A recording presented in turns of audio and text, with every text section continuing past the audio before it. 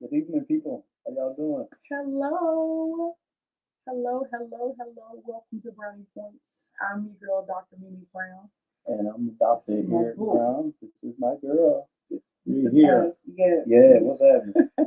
Hey guys, come in. We want you to share. We want you to come be a part of what's taking place tonight. We're so excited. First one of the new year. First one of the new year. So you're getting in on something special. Yes, Is this it should be really on your page. everybody? I got people texting. We have people. We don't worry. We're gonna have us a whole assistant and all of that good stuff once once we get this thing together.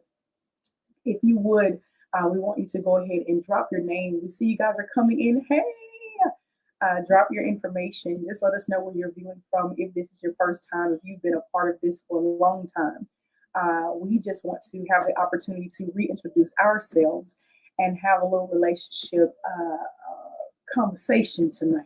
Yeah. Yeah, so we got a lot in us. I think we're kind of spilling over. So, hello, everybody. Yeah. Come on Hello. in, and when you come in, like this video and share it, please. We like to have congruency with numbers and views. How you doing, Pastor Parker? So it's all right. And so, yeah, just come on in. Tell us where you watching us from. Where you watching Yes, from? We're dropping yes. it. Yes, Go where for you're it. viewing from, please let us know.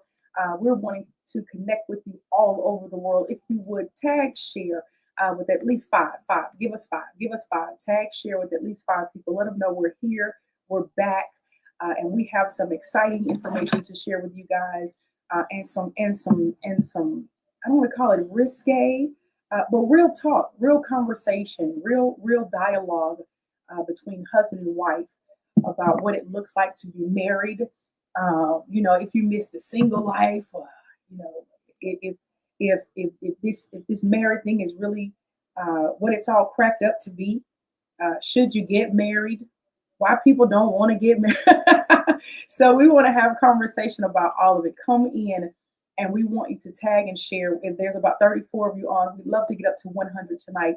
We'd love to get up to 100 tonight. We know Yeah. that this is kind of the genesis for the new year. So let us help us out. Can y'all help push and promote? And if you have any questions or comments along the way, please drop them. Y'all know we're big. There is nothing that is off topic for us, especially as it relates to marriage and relationship. And if nothing else, we want to ensure that we're giving you not our opinion, but an answer from a biblical perspective. So come on in, come in. We told you that we would be coming back to you, and it didn't matter what took place. We were going to make sure we kept our word to you, our listeners, and our followers. And we're so grateful for that. So grateful for those of you that continue to rock with us. Thank you for tagging. Thank you for sharing. Hello. Listen, if you've been rocking with Brownie Points, drop a brown heart in the chat. Drop a brown heart in the chat. Drop a brown heart in the chat. Can y'all do that for us? Hello, family. Good to have you on. Good to have you on. We need you to just drop some hearts. Yeah. Drop the brown hearts if you've been rocking with us. If this is your first time viewing with us, put a white heart in the chat. Put a white heart. You have a blank slate, a clean slate. You're trying to understand relationship. You want to know what marriage is all about. You want to know, did you make the right mistake? Did you make the right decision? Yeah. Have you made the wrong mistake? Look, already you're trying to figure this thing out. I see. Okay, we see the brown hearts in the chat. We see the brown hearts. Come on in. We see the brown hearts. Y'all come on in. So a lot of you guys have been with us for a while. Have you missed us? Tell us. Have you missed us? I see some that dropped a white heart. All right. Okay. So where are you viewing from? If you dropped a white heart, let us know where you're viewing from. And if you're married, how long have you been married? And of course, if you're single, let us know, kind of what that looks like. We want to get all into your business. Yeah. We want to get all into your business. Yeah, we don't. You know how we do it on Brownie Points, man. Listen. Our schedule has been so It has. incredible. Yes. And for those who are D8, y'all know that. And so, and we were just trying to find the right time and the right day to do this, and because we know this is a blessing to so many, and it's also it's therapeutic for us, man, For to sure. share our wisdom and everything that we've learned over the years as couples. We've been married 21 years. 21 years. And Soon to be yes, 22. yes, Soon to be 22. yeah, and we've been doing this ministry thing together for 21 years, and so I'm going to be 22 years. And so, man, so look, we just want to just share the wisdom that we have in ministry, marriage, Yes, family, for sure. and all of that, man. So y'all come on in, man. It's exciting for us. You know what I'm saying, to have have our Facebook family back. Absolutely. You Absolutely. know, and so let's do it. So listen, so tonight we just kind of want to we just some things that that we've been discussing, Yeah. but let us say this, we want to start doing this, and so like anything that we share from our experiences, and we share from our knowledge of the Bible, and how God has utilized us to counsel and to share wisdom and how to apply things Look at you. for our marriage and our family. And so, so if you're joining us, and if you have pastors, if you have leaders that Absolutely. you're submitted to, anytime we share something, we're not trying to, if something that we share interferes with what your pastor is teaching, please go with what your pastor is saying. This is just us sharing wisdom and insight to help, people. And we're not trying to be anyone's pastors. We're No. not trying to be anyone's leaders. We just want to share from our Yeah. experiences. That's not But what this yeah, platform but is we for. also know that sometimes people can, take things back, say, well, Dr. E said this, Dr. Mimi said this, And then we become and we enemy. become enemies to your Yeah. pastor, to your pastors. We don't want to become enemies Yeah. to your leadership, to your pastor. We respect your pastors. We respect all pastors. We respect all leaders.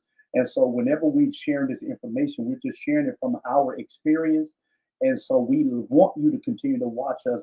And if something we say is a blessing to you, it's nothing that we say we want to rival your church, your pastor, or Right. your leader.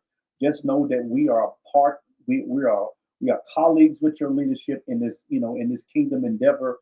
And so it's never our job to cause any confusions. But just know that, if we say anything that your pastor teach different, you go with your pastor. Yeah. And with that being said, I think too, sometimes when you come to platforms like this, I know even when I do Word Girl, and even sometimes when people just kind of visit your church for the first Yeah. time, people kind of come in and they catch a snippet. Right. They catch like a portion of. It's almost Yeah. like they grab the appetizer and then they're gone. But I would admonish all of you guys, as much as you're stating to that we're not trying to be divisive. Right. There's no division in the body, but also make sure you're getting clarity. Yes. Don't leave this platform or any platform for that matter without clarity. Some things just simply are not God. We're letting you know day one for the remainder of our lives. We teach God, we rock God, but we believe in each other, we love each other. Absolutely. We believe in marriage. Don't let social media fool you. Marriage is still thriving and alive. There are people who are successfully married and happy, and we want to push that. I think that's a big thing, and a missing component in the body of Christ, that you Yes. have to be sour and bitter and angry and Yes. frustrated. That there's so much negativity surrounding marriage. I think you were talking to me not too long ago about the statistics. Yeah. Or someone we were having a Yeah, I was talking conversation about- with, yeah. about the statistics of marriages in the kingdom, in the body of believers, how it ultimately in not blended family, but dual household, or how did you state it? Well, I was doing some research, and it showed that two parent homes, Yeah, two-parent home across ethnic lines. yeah, And it had statistics, and the highest statistic was yeah, Asian families. There, the it's 80% two-parent home yeah, in the Asian family. yeah, It's 77% amongst Caucasians, and then it's 58% amongst Latinos and Hispanics, and it's 55% with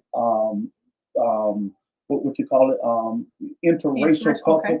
But listen to this: it's 33% in the African American community. Yeah.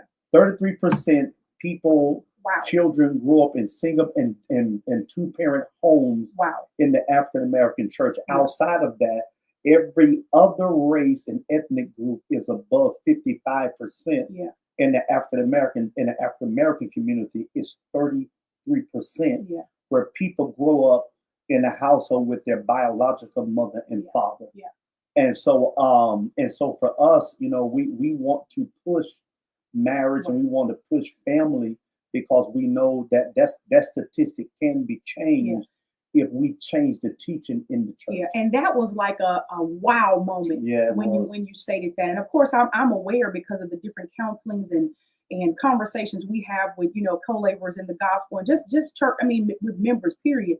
But I think too now understanding how and why people view marriage the way that they do. It was alarming to me that our son, Yeah, our 12-year-old, was yeah, like, he like Mom, not to get all into all of that, but he was like, Mom, you really love Dad. I was like, yeah, I do. yeah, yes, And I mean, and he gets to see us in home and outside of home, loving and kissing and having conversations and having sometimes hard dialogue, yeah, right? But never to shed a negative light upon what it looks like to be successfully married. yeah, And I think sometimes, and you can chime in at your leisure, but I think sometimes people think a successful marriage is devoid of trial, is yeah. devoid of complication, is devoid of adversity, like every, and it's so much. But Yeah, well, the truth is, like, and I think it's sometimes hard for people to really believe this, but we really have a great marriage. yeah, Like, and I I and think so. yeah, and this is I mean, this is not for social media, it's but not. people who know us on ground level, they Yeah, know, that we're sincere, and so. But we have a good marriage, but we have our challenges. yeah, But in the midst of having challenges, we talked about it today, is what we believe brings us success is our commitment to God. I agree. And so regardless of what challenge we face, we handle it the way God words teaches us to handle it, Yeah, I and agree. that's what causes us to overcome. And so we talked about the alarming rate of divorce Yeah, and how so many people walk out, how so many people, just how a small issue can turn into something yeah. major and big in your marriage. Conceive. Yeah, in your relationship. Yeah, And so what we kind of talk, we can jump off the springboard here. yeah. But we were talking about how sometimes your list keeps you lonely. It keeps you Hey, lonely. can you guys, like this? There's 62 people on here right now, and so and so we want to make sure that we have enough people on here that like this video and share it. People go where people are. So can you please like this video and Yes. share it? If you on here watching, it says 63 people on, only 8 likes on. Yeah, thank y'all. I see 10 is going up. Please help us get this out because we're going to continue to do this. Yeah, Like because this we video. do. We Yeah. want to be a positive platform for relationship. Yes. And I know you are. We are advocates, for successful Yeah. relationships, successful godly marriages. It was something, as we were talking earlier today. I think it was so much we wanted to do for the very first one, and then we're like, we got an entire year to kind of share. But it was something we were talking about earlier about whether you are single or married, how your list can keep you lonely. So somebody just write that in the chat. That somebody drop that in the comments. I like for us to dialogue a little bit about that because I believe that. I believe your list, your desire can keep you lonely. Yes. Your how he has to look, what her physical, her physique has to be built up like. Yeah. Your how much money he has to make, where she, if she has children or not. Your list can keep you lonely. And don't mistaken what I'm saying. I'm not saying to not have Standards. no. I'm not saying not to have expectations. I'm telling you to have realistic standards. Realistic standards, right? I'm not, because people can, they often try to juggle or what. I can't lower my. I'm not telling you to lower your standards. I'm telling you to look into your life in where you are right now and how much you have invested in you or lack thereof, and if what you're asking for, if you put in the work yourself. If it matches your effort. That's all I'm saying. Yeah. Talk about that. And I mean, definitely from a male's perspective, but because I think and ladies, y'all always, I know y'all be mad at me, but I think sometimes the list can affect women more. No, I wouldn't say Maybe that. a balance. Yeah, because Okay. because a lot of men are single and marriages aren't doing well because they have and sometimes your list may not be something. Your list may be it may be intertwined with your personality. In the sense where you don't think you have a list, but then everybody got a list. Yeah, but I know, but I'm saying, but you may not. I don't have a list. Yeah. But now, no, I'm saying some people may say I don't have a list. I got you. But they may just say that, but internally they do. They got a list. Everybody got a list. There are some things that you like. You never thought of, but when you got in a relationship, you say, well, nah, I don't like that. And that's a game. That's a deal breaker. That's a game changer for me. Yeah. But men have lists too, and one of the one unrealistic thing, like men really desire for women to be very fit, physically fine, and then man can have a big pot belly. Well, let's talk about it, bro. He got teeth missing, and but he has all these expectations. I want a woman missing like his hair from here to here. And then a man would say, I don't want a woman with children, but he has 2 baby mamas. Yeah. So that's what we're saying. Make sure your expectations are realistic. If you want a woman with no children, then don't you come to the table with 2. Come on. Don't you come to the table with 2 or 3 baby mamas? She gotta have children. good credit, but you don't. Okay. So it's a matter of being realistic with your expectations, because men have those as well. I want a woman who's gonna work out. I want a woman, but balance it out. If you want her to work out with you, then don't leave all the housework to her. Don't leave all the housework and the children work to her. Because you want her to work out, watch the children, cook the food. Else you want her to do all of these, but that's all you do. So have realistic expectation. I think sometimes not only do women have a list that keeps them lonely, men have a list that keep them lonely. I agree. I totally agree. I think that's something that is not often discussed, because I think that if you were to hear a man speak about a list, because when you look at the studies, you look at statistics, they often say, women have their list of things like this, and then men have a little small list, and we laugh at that and we think it's comical. However, I don't think that a lot of men understand sometimes that those 2 or 3 things on their short list is just as significant as the 20-25 things we may have on our list. It's major. It's major. Hey, listen, guys. Now I don't know what it looked like, but we want you to. If you're on here watching us, help us like this video. Help us out, guys. It's showing us it's 56 people on, but it's only 17 likes. And so just help us get those numbers up. So we can continue to do this. We want to make sure that we have an audience with this. So if you can like this video and share it. But we talked about that. I think that's crucial, because most of our lists they're internal, and we discuss how the phenomenon goes, where you can literally love someone, or you can say you love someone, and you marry this person, and the same person that you stood at the altar and you cried when they walked down the aisle, or by the time you got to the altar, you cried when you saw him. And then a year, 2 years later, you guys are at war with each other. The same 2 people who could not get enough of each other now can't stand each other. How does that happen? It happens. The list. It happens because somewhere internally you didn't realize you had a list. And when you got married, something triggered your list. And then you started saying, I can't tolerate I love him, I love her, but I don't think I can get beyond that. I don't think I don't think I can get past that.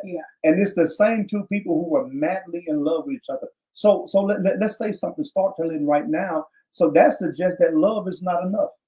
I agree. Look, and this is the reason why you just can't marry somebody you quote unquote love, because love is not enough. Because what do you do when you still love a person, but they present challenges Yeah. that challenges the potential or the maximum of love that you have. I like that. I like got that. this love, Yeah. but what you are presenting to me, I don't have enough love to cover that. Yeah. Because the Bible said love covers a multitude of sins. So Yeah. what happens when you say you love a person, but then they do something that your love cannot cover?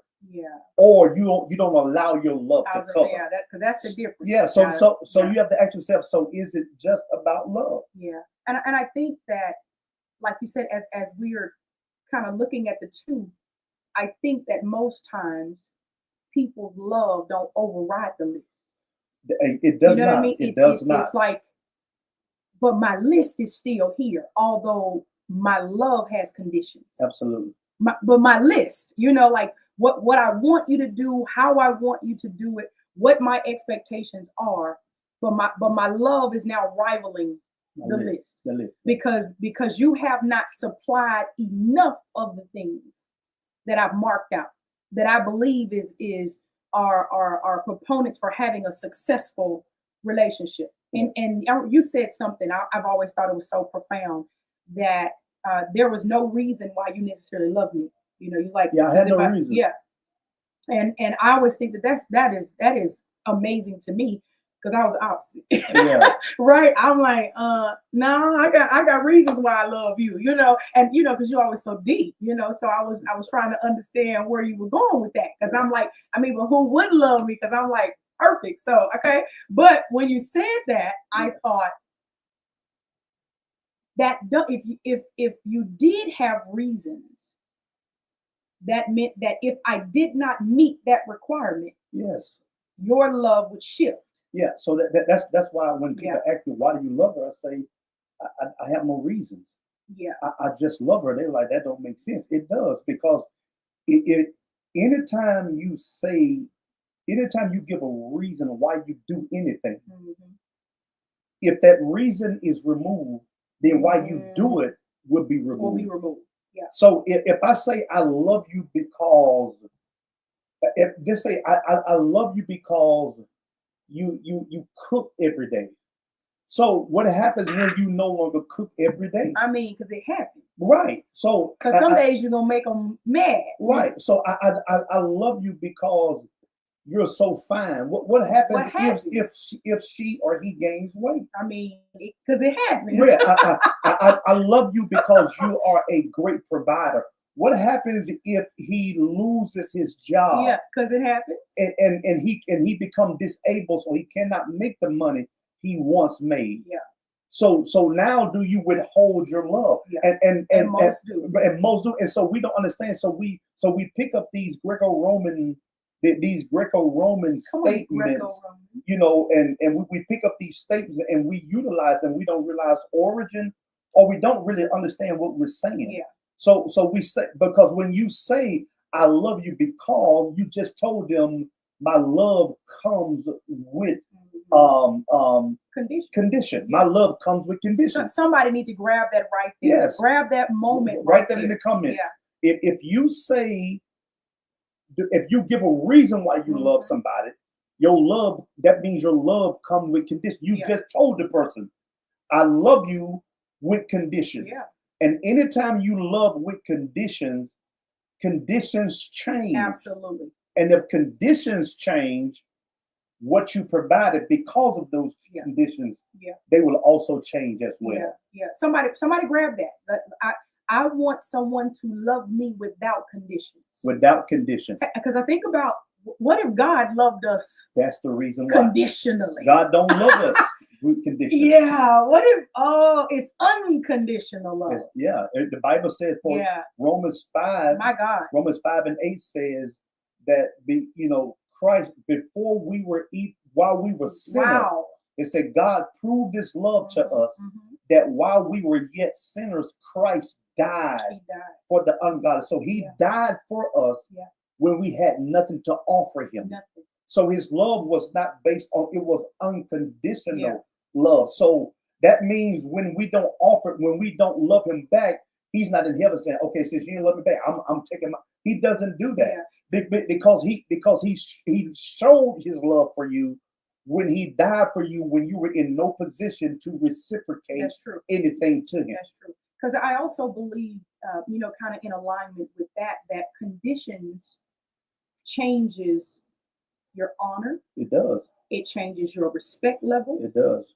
You. It changes your intimacy. It changes your intimacy Wait a level. minute now. It changes your intimacy Oh, we level. can't get the intimacy. Wait, you gotta don't skip the honor and the respect though, because I think like if once you begin losing that honor and that respect because your love has conditions, like intimacy goes out the window. Yeah, everything. Intimacy is not the first thing to go though. Or would you agree?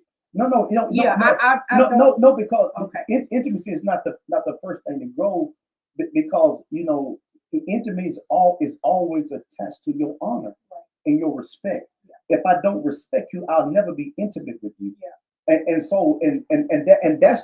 the thing that can never leave you. Yeah. Like in your relationship, you have to always honor and respect the person you love. Yeah. Because if you fail to respect and honor them, you'll withhold everything else from them. Yeah. Your intimacy is attached to your respect and your honor. Yeah. And when you lose that, you lose intimacy. Yeah, I agree. Yeah, Totally agree. Because it's just like a woman who admired a man who's a hard worker, but then if he loses his job, he no longer provides. She getting up now going to work. Mm-hmm. She's gonna be looking at him on the sofa playing a video game while she on her way to work, and she's gonna walk out that house talking under her breath like, "I can't stand you. You need to get a job." And so that talking to herself is going to turn her heart against him. Absolutely. And then now when she comes home and he wants to kiss on her, she gonna be like, "Nah, bro. Yeah. Nah, bro." She gonna make an excuse of, "Nah, I got to clean. I got to do this." Yeah. She's making an excuse, but her intimacy level changed because her respect for him minimized. It diminished. I agree. So your intimacy is always connected to your honor and your respect for your spouse. Yeah. I think something that I've learned. I think we both have learned that in marriage, in relationship, you have to manage your honor toward one another. Of course. You have to look beyond what that condition, so to speak, that moment is, because all of those moments don't last forever. Absolutely. They don't last forever. And we mentioned it earlier, but something I like to get back to, how, like you said, initially you had, I don't have no reasons why I love you. I did. So what so would you admit, like, early on? Yeah. You had conditions. Absolutely. Okay. Absolutely. Can you explain that? Absolutely, I would love to. I mean, I think that, and for it's so many different reasons, right? I think I came from a seeing divorce everywhere. Yeah. I had never necessarily seen a successful marriage. Yes. And the one so-called successful marriage that I did see, my great-great-grandmother, who had been married over 50 plus years, her husband had another family. Right. Now, my family openly talks about it, so it's not, it's no secret. But she never died, and she died at what, 105, 6, something like that. 106. She was 106 years old, and she never remarried. I think he passed away in her 60s or some 50s, 50, something like early enough for her to have remarried. She never again remarried, but I never saw a successful marriage. I never even saw a successful relationship. Everyone had conditions. Yeah.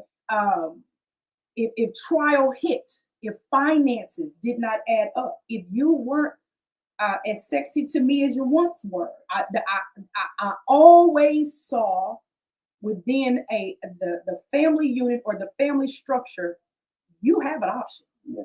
You got options. Now you can play like it if you want to, but you have options. And so for me, as much as I am woman and I am feminine and I really begin to wear this moniker of independent. Yeah.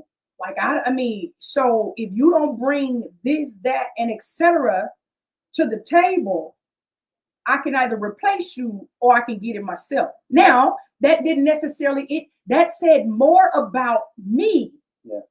and than it did about who you were and what you brought to the table. Because and which is where I was trying to get to.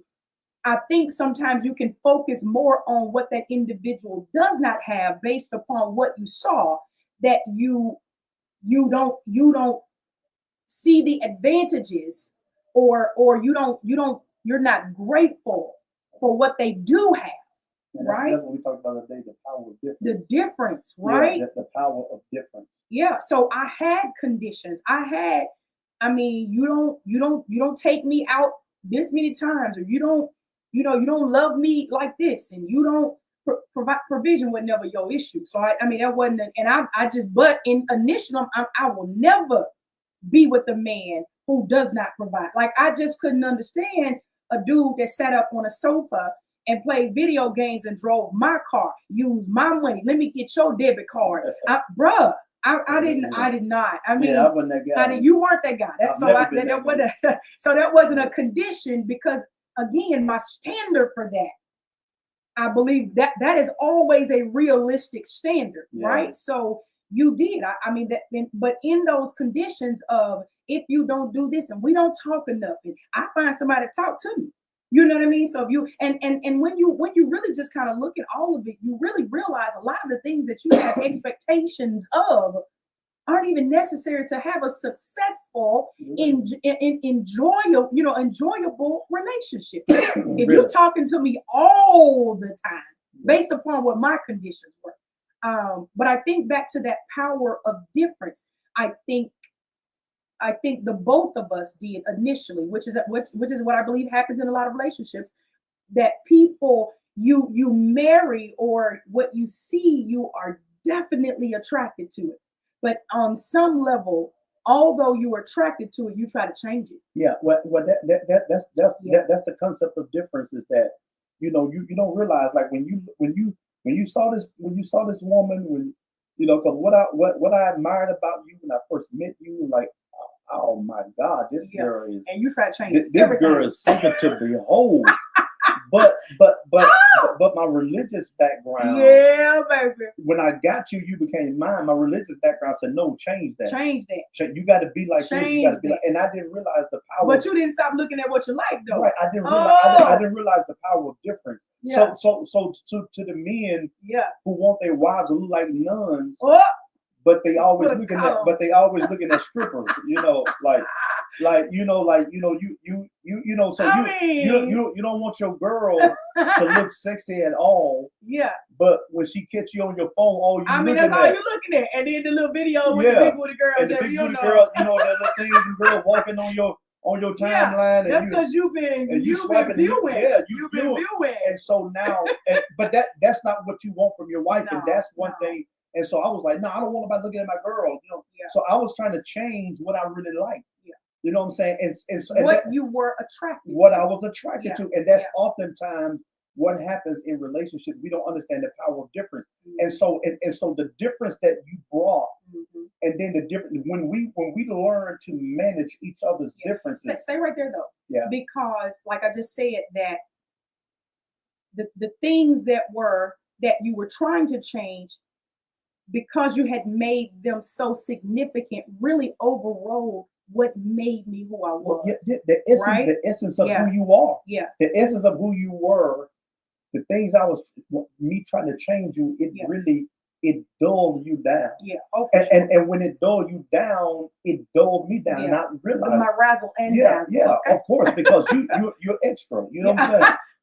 Read all about me. Oh, you extra. You know what I'm saying? You I am.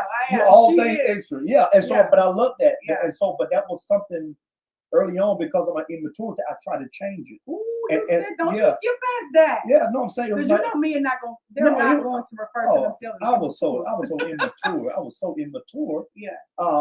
Because I had never had a woman like you, so I was immature. And let me tell you this, and this will help some single people. Listen to me.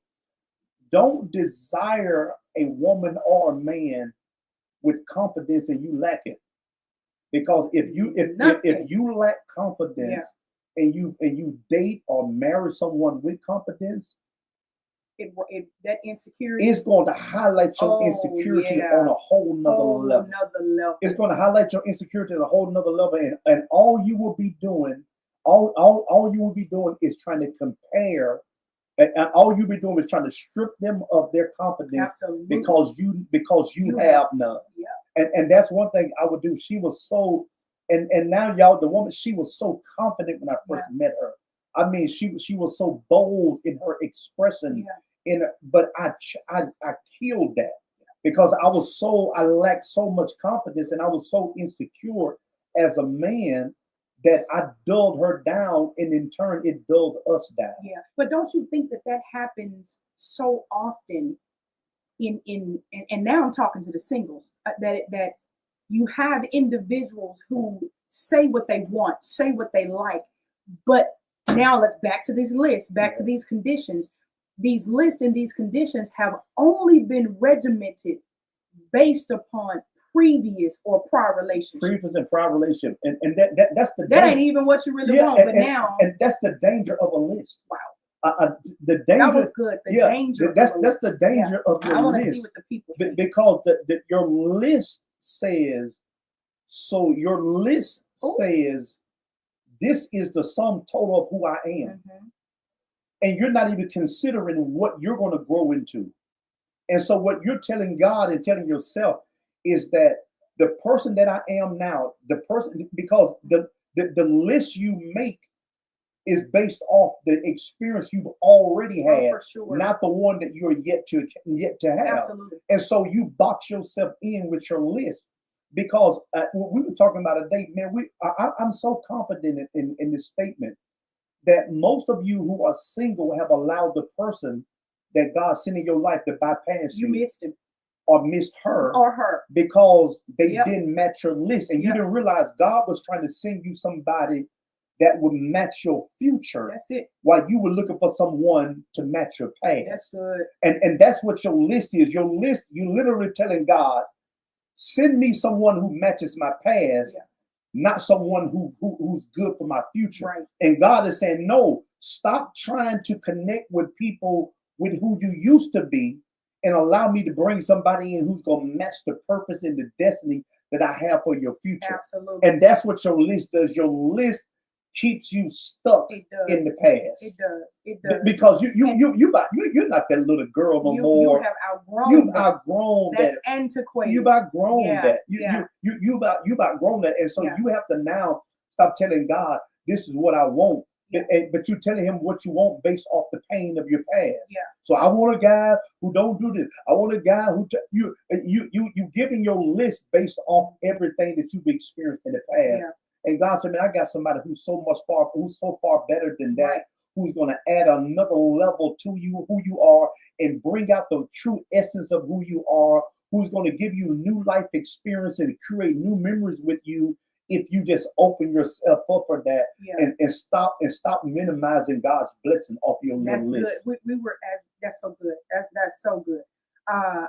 He said with your little list. Yeah, y'all hear you heard the little shade right there. So because you be petty and I like it. I really like it. I like it. It was a question that came up. You guys were asking about, and I we'll put that back on the screen. But real talk, Brownie Points. Let me give y'all a little yummy brownie real quick. My immaturity and my list almost caused me to miss my future. And I'm the best thing that ever happened. I mean, listen, the Bible says, man of God. I'm the best thing that happened to her. To let others speak well of you, okay? Let me speak well of you. This is, Yeah. No, I think, because I've heard it from your perspective that it almost caused you to miss me, but it almost caused me to miss you. Yeah. I agree. Yeah. I think that because I don't, and now that I look back on it, because I want to step over there to the woman who was like, I don't have no list though, Doc. And I didn't think I had a list, right? And I even say that till today, until I look back on like, I guess I did have a Of list, course you right? did. Yeah. He like, he don't hear this. We've been married 21 years and he still be feeling some type of way. But can I share with the people, because I think Of that course. Yeah. so you are the only chocolate complexion of a man Of course. I've ever dated. Yeah. You are the oldest I've ever dated. Yeah.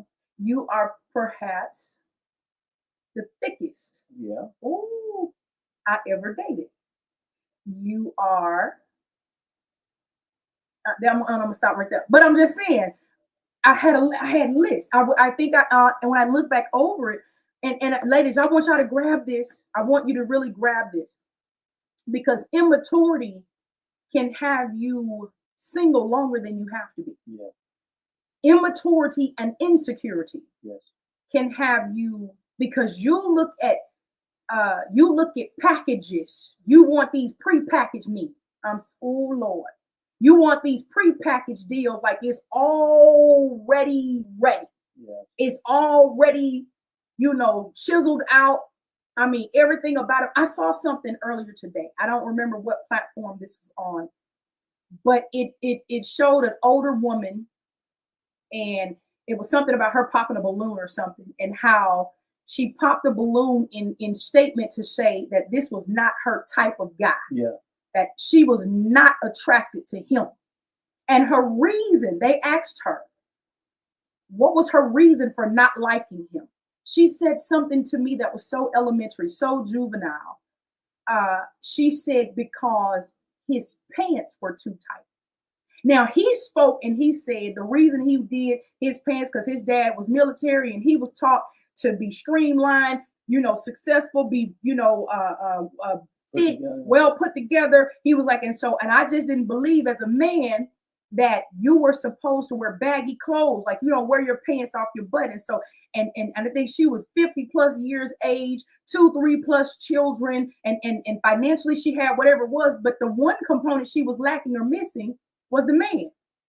And he was saying, like, I was raised to marry, to honor, to do this. He said, and I guess whatever his relationship was, the reason he didn't have it is because the lady or whatever left him for someone else. And I said all of that to say, I think that sometimes that immaturity, or that and you not realizing that God will give you a significant other for you to be his favor. Yeah. For you to mold and shape him how God wants you to. That's not a bad thing. It's not. It's really a privilege. It's a privilege and an Yeah. honor. I'm your touch, your hands on me, your flavor on me has created something great. I wouldn't be who I am without you. So, Yeah. and I think every woman, and I think a man, every woman needs to understand to look for a man that's already all together. Yeah. Says that you don't have enough in you to add to him. Yeah. Yeah. And so it's like the Christmas tree that come out of the box, since yeah. I just took my Christmas tree down. Yeah. By myself. Yeah. The Christmas tree in the box that already has it's pre-lit. All the lights. All the lights, all the the everything. That's what we look for in people. In people. And you're not realizing. Now we're not telling you to just go to the nearest bridge and find somebody. Yeah. Build a booth. Yeah. We're not saying that.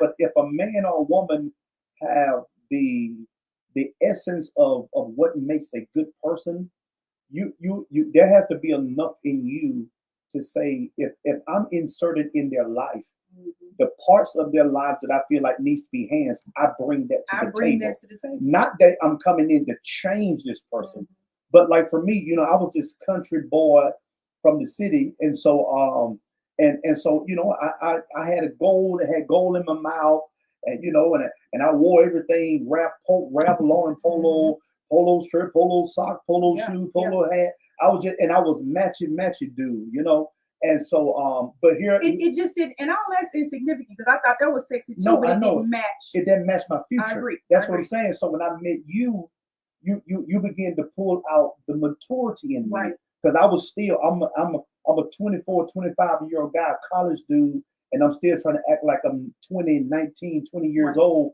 And now I'm getting ready to get out of college and start a life. And so you were bringing out those parts of me that would make me better for you in Right. the future. Right. And so I accepted that. You know Mhm. what I'm saying? You told me, you said, man, you said, baby, the Lord, we were riding down the street one day and you told me, this was almost 20 years ago, 18 years ago, you said, I had this golden mile with the E in there that stood for what? It stood for Amazing. amazing. You know what I'm saying? Amazing, baby. You know? And so she said to me, she said, we was riding down the street in Fort Worth, Texas, and she said, baby, the Lord said, do your whole mouth, get your mouth redone, because He's about to put you on TV. And immediately I said, "You're right." I set the appointment.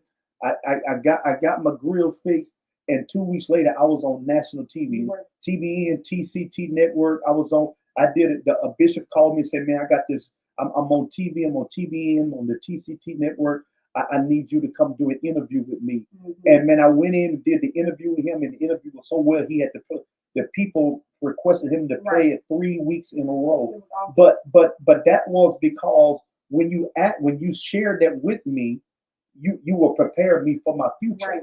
And so and that's what a good wife, a good man brings to the table Yeah. with a woman. So you may not meet them where you're just like buying a house. You don't buy a house that already comes furnished.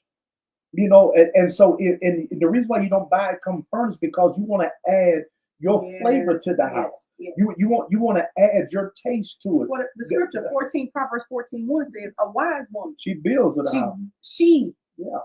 builds. I want that question. It was a question that you guys were asking, because as we were talking about those insecurities, it said I was just the question says, I was just about to ask about insecurities. Dr. Mimi, did that make you bitter when he tried to change me? Very much so.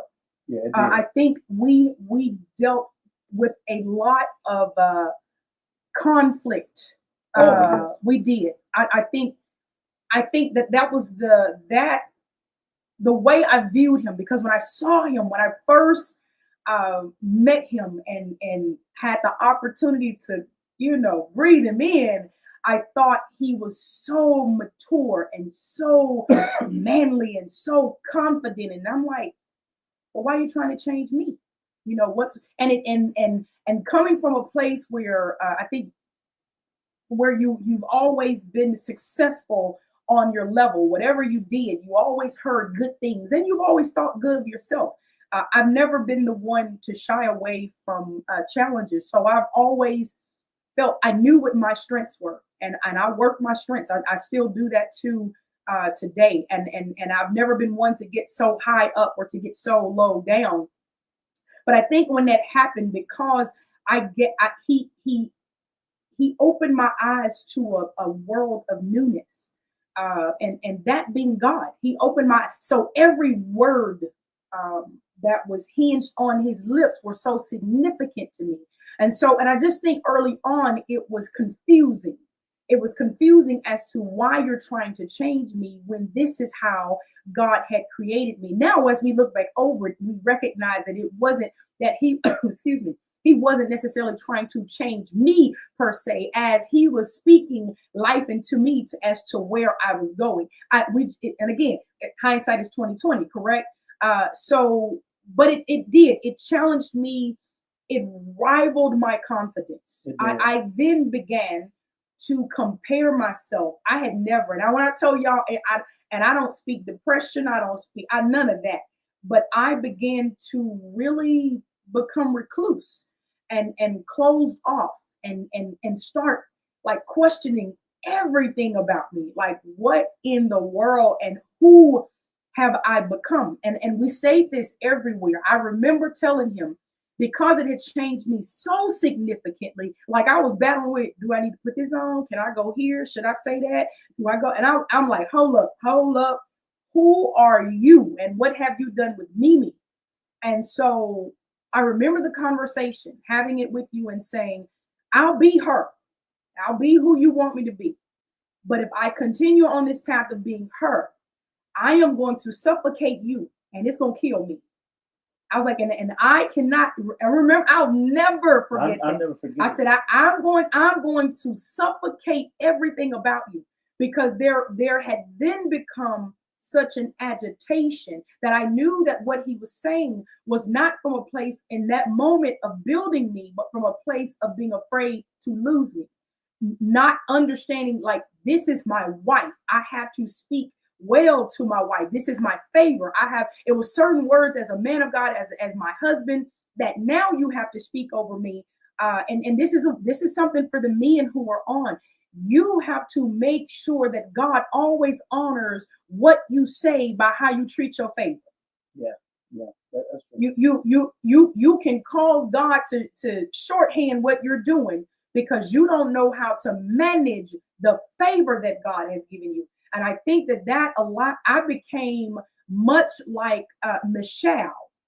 When Michelle spoke the way she spoke to David about who you undignified, I'm like, I spoke to you then and I began to criticize and ridicule and critique. It changed so much of me. Yeah.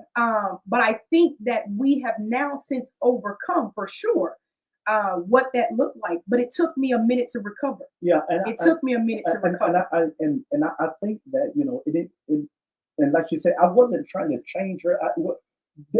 In retrospect, looking back, I think it was my religious background. Mm-hmm. So what looked like me trying to change her, it was me literally trying to protect her. Yeah. But I was going about it the wrong way. Yeah. Stay right there. Yeah. And now that I understand it, he was attracted to my freedom because he was bound. That's exactly what it was. Yeah. And so and I knew if I take her around these lions and these lioness of church people, mm-hmm. she's naive to my world. They're going to devour her. And see, and I didn't see it that way. And she didn't. And that was my way. That was my way of trying to protect you. And that wouldn't have mattered more to me because I didn't care about them. I know you did. So the critique or ridicule from them would have been just words bouncing off of my armor, right? But the reason it was significant from you was because your words penetrated my armor because of how I view you, how I love you. And I just want to hit on that for somebody because I think that we don't realize that when you truly love someone, when you truly believe, like, this is it, what you say to me, I tell him all the time, I don't care what other people say, but your words your words bring clarity. When you got a man, when you have a real man of God, when you have a real prophet in your life, when you have a man who prays for you, his words, when I tell you, will shift your whole entire life. Yes. It will literally. And so I wore your words. Yeah. I wore your words. And so I knew, over time, as the time progressed, that you loved me. Yeah. And so, but back to where we were talking about how those opposites attracted. Yes. Those opposites definitely attract. There's another question. But I would say this. I didn't start prospering until I changed how I treated you, until I allowed you to be you. Mm-hmm. And this was over 15 years ago. And I said, man, when we had that conversation, I said, be you. Yeah. I need you to be you. Yeah. And from there, that's when God started to unlock, because, like I said, I was suppressing my favor. For sure. And that's how a lot of men, a lot of men don't realize the way you treat your wife mm-hmm. determines the amount of favor that is reciprocated mm-hmm. back to you.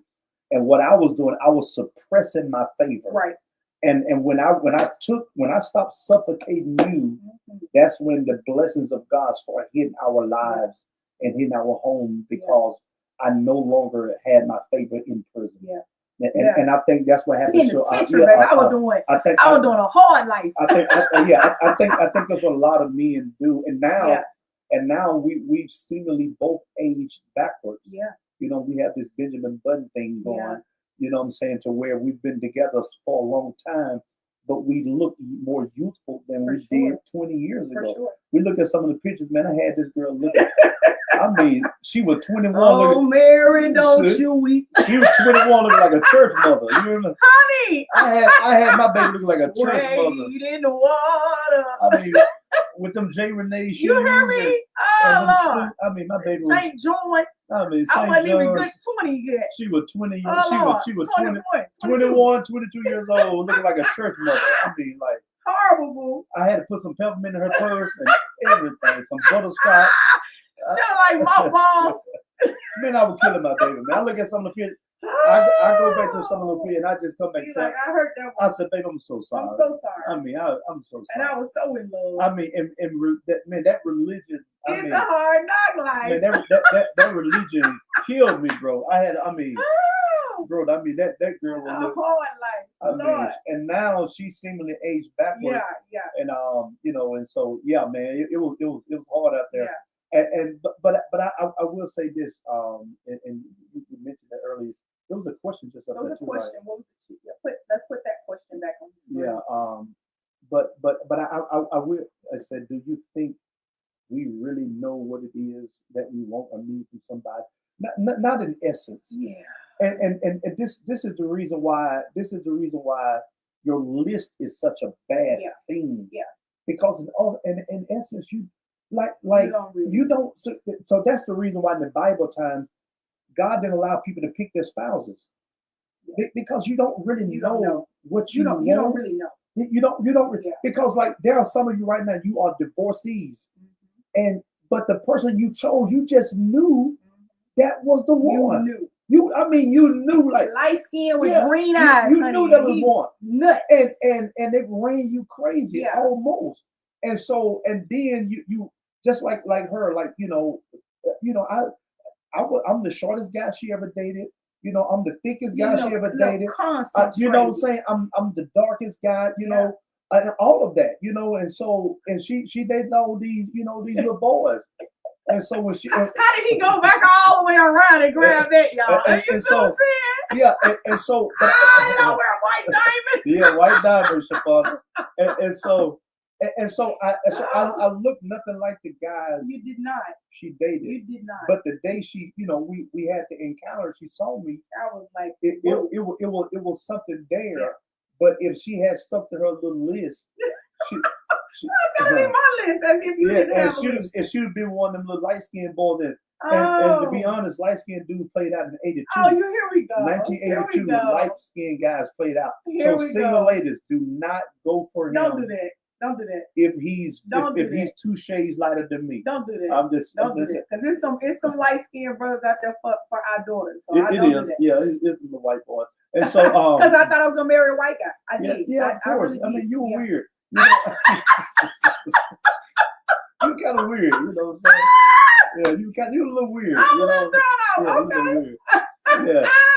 Okay. Yeah, she was a little weird. Oh, She thought she was gonna marry a white guy. I did. Look at Pastor Keith talking about, I got one. Yeah, you got a light skinned dude. And so but in essence, it was I was different, and then you were different. You were different, and I didn't necessarily have a type. I don't think he did. but of course, little waist, big old booty. You know what I mean? She had to be light skinned. I think I made we probably all about the same skin tone, but I think about the same. I think we all have had lists. I mean, if we're honest, I didn't. I mean, and guys, I mean, we're being comical about it, but again. I didn't necessarily, I think at the time I dated what was attracted to me. I wasn't, but that's for another day.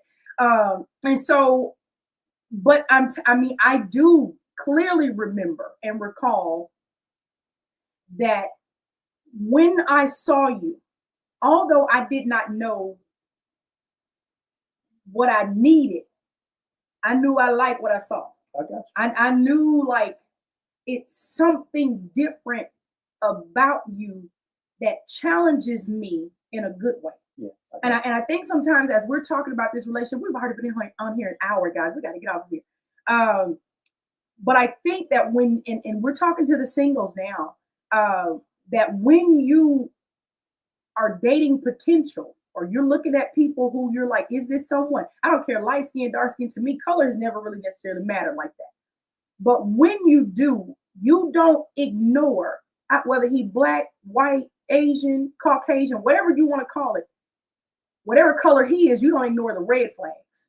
You don't ignore that when I met him, he was disrespectful. You don't ignore that when I met him, he had no desire to honor who I am. I'm talking about when I met you, those were the things, those concrete things that was like, whoa. I mean, you don't even know me, and you are very respectful, very accommodating. We talked about this, and I thought this is where we were going tonight, or maybe it'll be for another day. That if he wants to, he will. That you open doors, you pump gas, you know, it was whatever's mine is yours, and this is without. And you didn't do it in a how women want to say in a weak manner. It wasn't like, mine is yours. No. Hey, I got this. No, you go have a seat. Yeah. Okay. Yeah. I mean, you know what I mean? It was easy for me to be the damsel in distress. It was, we got a basket of this, but no, you eat this, I'll eat later.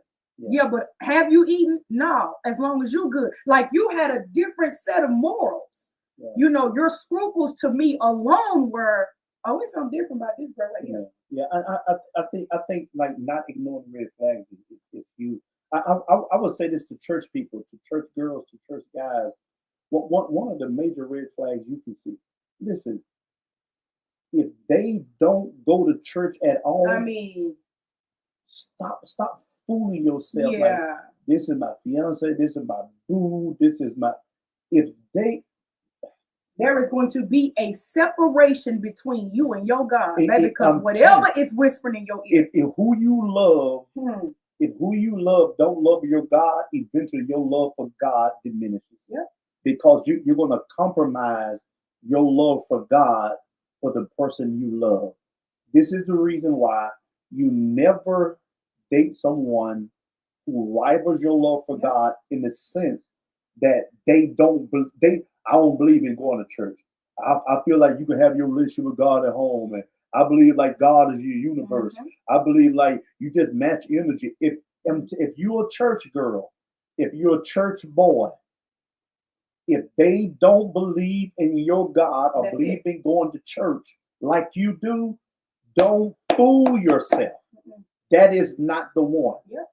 If they can send you to church and they never come, if they're not willing to make adjustments for you, that's one red flag that church people just do not ignore.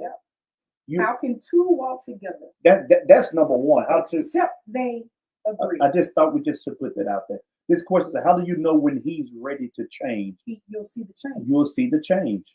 And it's nothing that you have to conjure up. A man who wants to change. I just said, if he wants to do it, he will do it. The way you know he's ready to change is he makes the change. He makes the changes. He makes the changes. You don't have to force him and finagle him and manipulate him. Because let me tell you something, that manipulation wears off. You don't have to be deceptive. If and when he wants to change, he will. And you'll see it. And that change will provoke a better change in you. And it will be an organic change. It will. It wouldn't be a change that you forcing him to make. And so now, and this is for, and that question is for spouses. That is good. Now boyfriends and girlfriends, don't hurt yourself by extending a relationship that you don't see what you need to see in this person. Yeah. I mean, man, don't hurt yourself. Don't. Yeah. Because see, you're not required biblically to remain with someone that you're dating until they change. They change. That's you do that with spouses. You don't do that with booze. Yeah. And you don't do that with babes. You do that with spouses. And I would tell you this: if you find someone and they're still trying to find themselves, you let them find themselves before both of y'all be lost. You hear me? Because if you date someone who says I'm trying to find myself, and they tell you that, Yeah. and you still keep in communication with them, while they're looking for themselves, you're gonna help look, and then both of y'all gonna be both lost. searching for something. Yeah. I'm telling you, so don't fool yourself. That's for spouses. And so when a man is ready to change, you don't have to tell him. You don't have to. And you will just see the change in that man. And when a man makes changes, it's going to be evident for everyone. And because a man is proud, and when he starts to make changes, he'll let the world know he's doing it. And it's not like you said, it's not a secret. Yes. You know, and he does not mind making the necessary changes. It's going to transpire privately, but you will see it publicly. You will. You will see it public. And ladies, hear me. Women of God, hear us.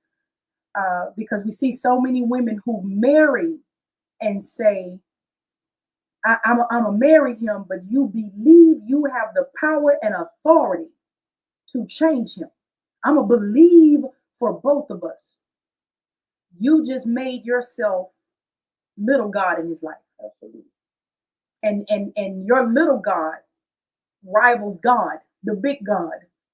And so neither of you going anywhere. And it will, when I say flip your life upside down, you can't believe greater or more for someone than they believe for themselves.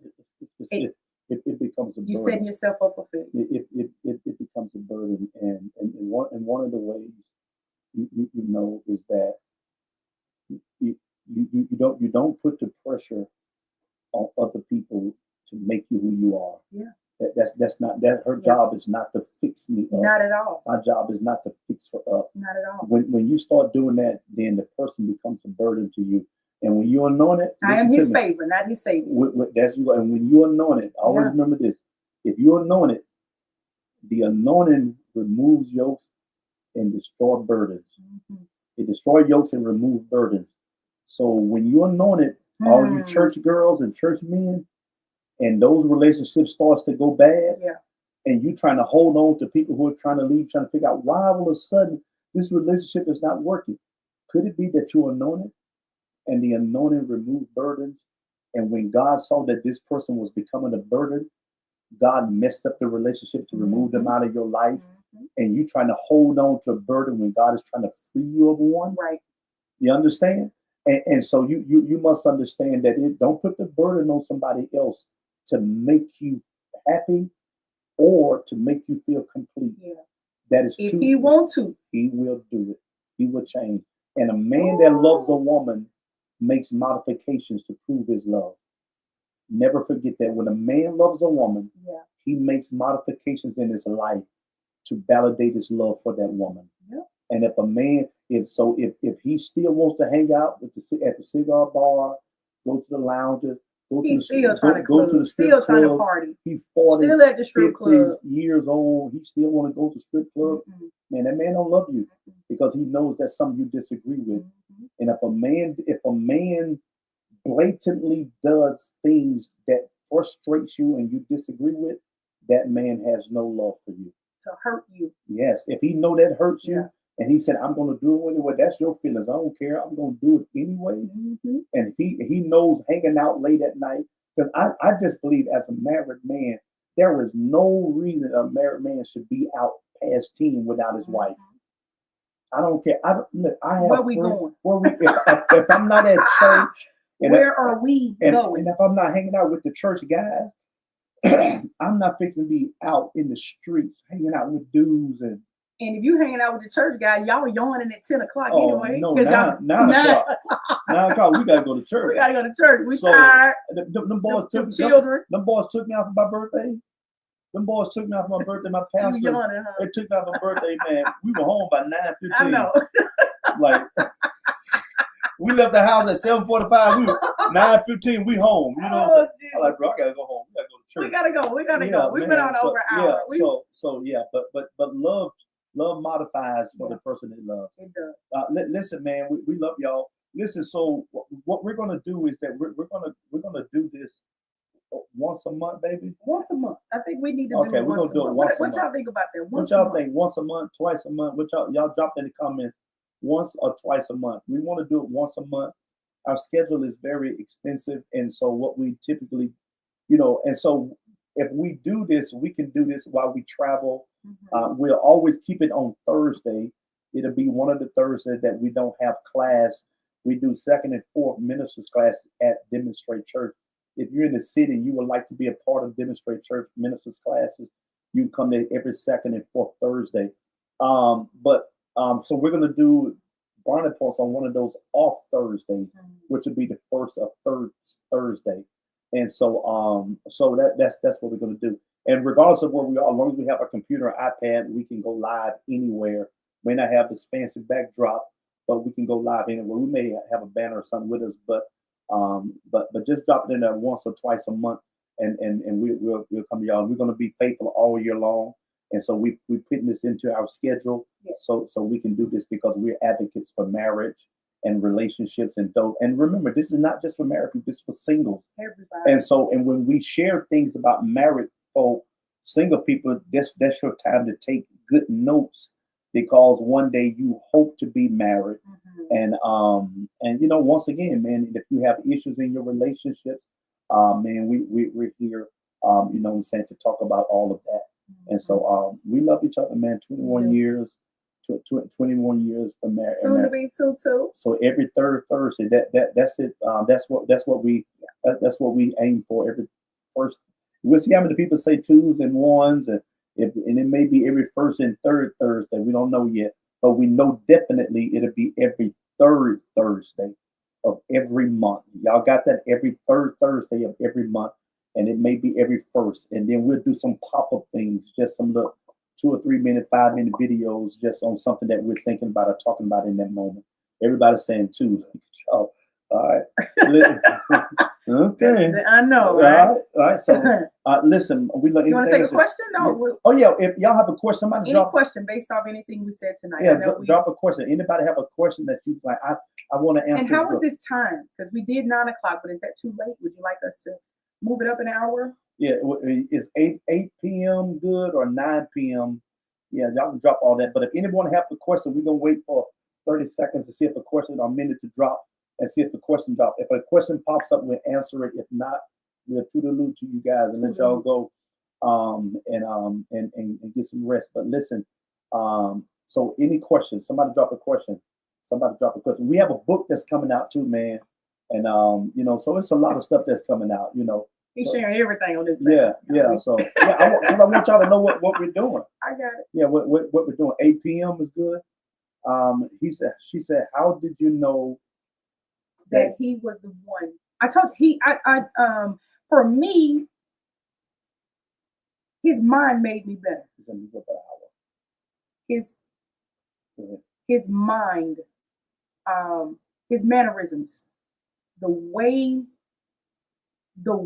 he presented himself to me. When I say to you guys, in no way are we speaking from a place of perfection. I'm speaking from, he challenged me on, I knew the caliber of woman that I was. I knew the standard in which I held myself to. I knew what my ultimate goals were. I knew to some degree I'm going after what I believe, didn't understand it as a God thing then. I'm going to be successful. I'm going to go after my dreams. I'm going to pursue my goals. I knew that there was a gumption in me to go get things. And when I met him, he introduced me to a whole new way of thinking. I felt to some degree, and again, I guess when I look back over it, I did have a type. I felt I dated to some degree relatively intelligent guys. I felt like that, can you challenge me? It's the cerebral thing. And so he had that emotional and that mental component that I was, whoa. He made me think about life different. He made, even where I was, you can have more. I mean, it challenged me. So I'm like, I didn't know at the moment. Now I don't have that story. I don't have it because again, I was 20, 1 years old. So I'm in college trying to figure out life. What does life look like? But I knew when I heard him speak, this man is learned. He reads. He's intelligent. I mean, he defied the odds of what I had seen as an average black man. I'm like his mind. Oh my God, it's sexy now, but I have always thought that he had a brilliant mind, and so the way he talked about God, the way he was confident and bold in that, and there was no passivity about him. There was nothing feminine about him. I was like, wait a minute, I don't see. I would see how women would just throw themselves at him, and he just kind of, he of course he could see it, he would acknowledge it, but it was like I'm unbothered. But then also the other part is because when I from like he wasn't girly. I'm like, I don't like no. I mean, so what I was looking for, I'm like, that's a man. I mean, and in his, I mean, hey, she asked me. I'm just saying, she said, "How do I know?" I'm saying it was a lot. It was his walk. It was his smile. It was the way he held himself. It was the way he was composed around other men. He set himself apart.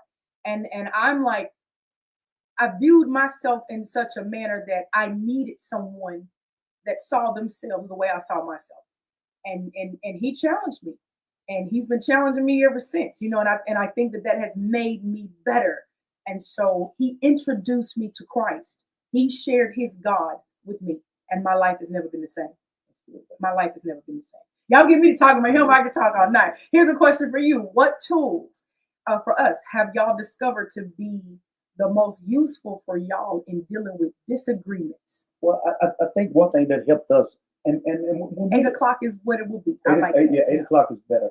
I think, and we want y'all to realize we're not, like I said, this is for years, and so we've learned. We're years in. Yeah, and so one of the things that one of the resolves that we landed on is that we're going to make God's word our final authority. Mm-hmm. Dr. Stewart, this is what happens.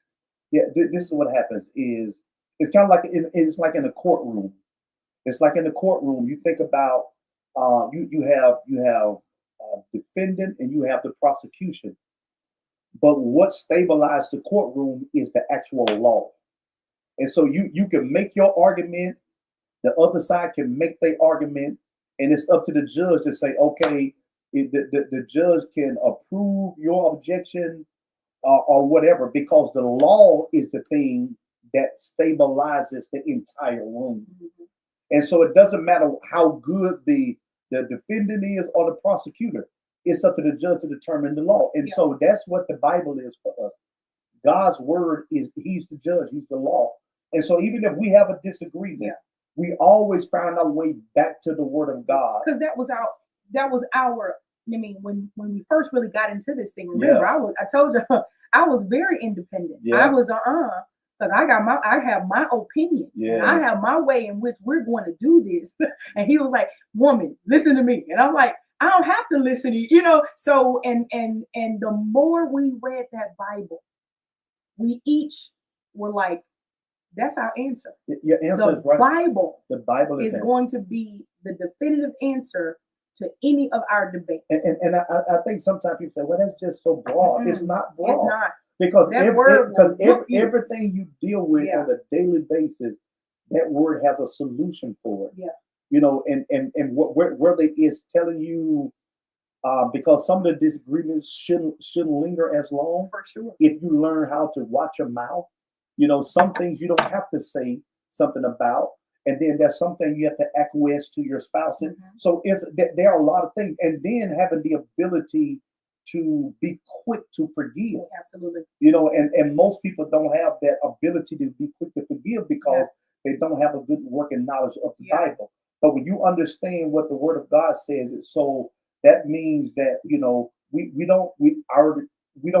carry over arguments or disagreements for 2 weeks, and you still mad about this, and so I remember, man, like now, I mean, man, she's so, I'm her husband, so I can irritate her sometimes, but man, this girl like shake that off, and she still.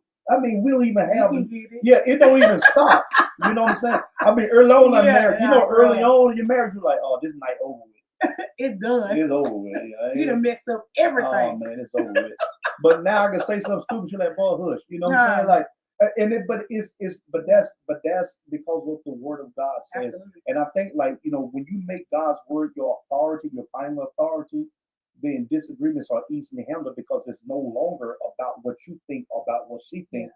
What does the judge say? Yeah. And I think The law yeah, the law. stabilizes That's it. the That's it. relationship. Yeah, it does. And to that point, I think it's something I think we learned, and even now, when you really want your ways to please God, Yeah. and you really want to love your spouse the right way, when that word hits you, I mean, just today I said to him, I was like, I was quick about something, and he didn't act different or funny or whatever, and I was like, you know what, I kind of was short. My apologies on that. She apologized. Yeah. And I said to her, like, oh, I didn't even take it like that. Yeah. You know what I'm saying? But she was just acknowledging. She was like, she said, even though you didn't take it like that, I was short with my words. Right. And I knew in that moment my spirit was not right. Yeah. I knew my heart wasn't right. And so, because I said it in a manner that I'm like, I knew. So it didn't take you to highlight that. It took God, I don't want to mismanage the man you gave me. Yes. I want you to know you can trust his heart in my hand. You can trust what he is and who he is with me. And so I'm never trying to, and I think that I think on a day-to-day basis, that's been something that we've used for years. Yeah. Hold up, I was wrong. You don't even take God. Yeah, I mean, because I didn't say anything. Yeah. And when she apologized, I said, "Oh, baby," I said, "I didn't even." Yeah. I said, "I didn't even take it." I said, "That's why I didn't say anything." I said, because I said, "I know we're on the same team, and I know you wouldn't say anything intentionally right. to demoralize me or to hurt me. Right. So if you say something in that moment, I'm not fixing to come behind you like, why you say that? That's what I'm talking about. I didn't say nothing. She just came, but she came back and said, baby, I want to apologize for earlier. I'm like, oh, baby, I didn't even take it like that. I said, because I know you. Yeah. I know you, and I know you wouldn't. We're on the same team, so you wouldn't try to intentionally hurt me. Yeah. And it was just a conversation that we had, but that's the demeanor in our relationship. It's like, God, make sure my heart is right towards the person you trust with me. Yeah. And so it don't take for the other person to point out what you've done when you know your intentions were off, even though your spouse may not have known. You got to be mature enough to come back and say, earlier I was wrong. You may not even feel that I did anything wrong, but I just know my spirit wasn't right. Right. And so that was good. Yeah, that was good. I thought that was an excellent answer. You want me to ask? Okay, so how do you know when to hold them versus fold them in regards to deciphering a growth spurt from a dead end in a relationship? Ooh, basically, are we fighting for it? Yeah. Or are we just kind of, washing our hands of it? Yeah, that question too fancy. And so I just need you to know, like you said, are you saying? Are they going through a growth spurt? Yeah. Like if they're going through a growth spurt, do you hold on to them, or do you release them and let them grow and then? That's a married or single. I think it's too. It's based on if you're married or single. Yeah. If you're dating someone, it's not your job to stay with them through their growth spurts. Because now, if you're dating somebody, and I'm talking about you dating someone, and their lives is just totally don't truncate your life or amputate your future trying to wait for this person to get it, because this is a challenge for most people, and it oftentimes plagues women. If tell me if I'm wrong, is that you invest all of your time, your resources to helping this guy get better, and then once he's recovered, he moves on to someone else, and then you're left with, I done did all this for you, and now you look stupid because you couldn't wait until he recovered on his own You invested your time and Mhm. effort in making him and helping him to recover, only to find that once he recovered, Yeah. he saw you more as help. You know what I'm saying? Than someone that makes him happy, Right. and then he moves on. Yeah. So So you made him good for for some her. that you fat. What we were saying in the hood is that you fatten the frog for the snake. Yeah.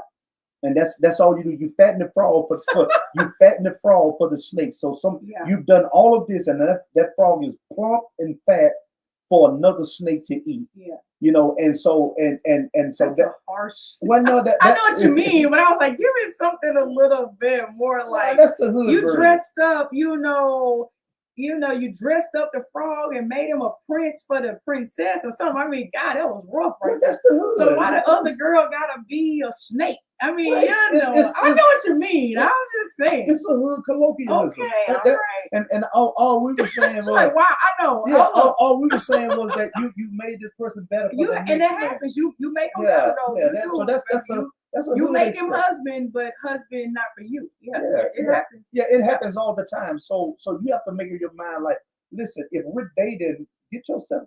Listen, man, I'm gonna be honest. If he come to you and say, if he's straight up and saying, listen, man, I'm still working on some things, and I got a lot of work to do. You know what I'm saying? But when he starts saying that, I respectfully. I respect that. I respect that you got a lot of work to do, and and when you feel like you finished your working, if I'm still available, holler at me. We don't know where we are because you may not like the person he becomes Correct. after he's whole. You don't know.